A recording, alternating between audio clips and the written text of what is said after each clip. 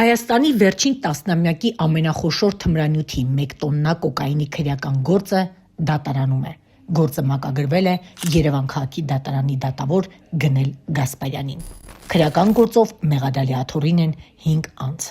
Սամվել Գալուստանյանին մեղադրանք է առաջադրվել, որ նա խմբի կազմում նախնական համաձայնությամբ իրացման նպատակով ապօրինի ձեռք է բերել եւ պահել առանձնապես խոշոր չափերով կոկաին տեսակի թմրամիջոց, ինչպես նաեւ խմբի կազմում նախնական համաձայնությամբ թաքցնելով մաքսային հսկողությունից Հայաստանի Հանրապետության պետական սահմանով ապօրինի տեղափոխել է վերոնշյալ առանձնապես խոշոր չափերով կոկաին տեսակի թմրամիջոցը։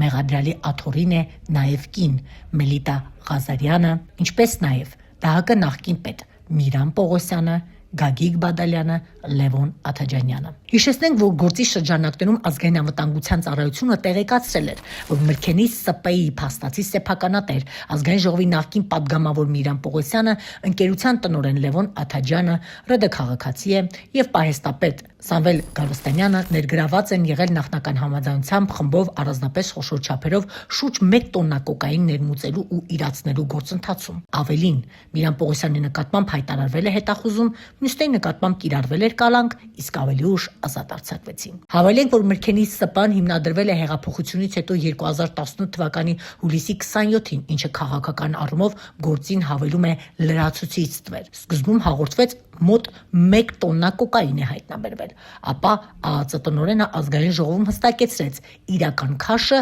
788 կիլոգրամ է, 42 արկղ, յուրաքանչյուրը 20-ից 25 կիլոգրամ, որը հաստատվել էր փորձաքննությամբ, բայց գործի ճշգրտումը չփրկեց իրավապահ համակարգին իրավական քաոսից։ Քննչական կոմիտեն տևական ժամանակ, գրեթե շուրջ 2.5-3 տարի, հստակ ճանապարհը չէր գտնում գործը տանի դատարան, թե դադարեցնի հետապնդումը։ Արդյունքում նախաքննության ավարտ հայտարարվեց եւ գործն ուղարկվել է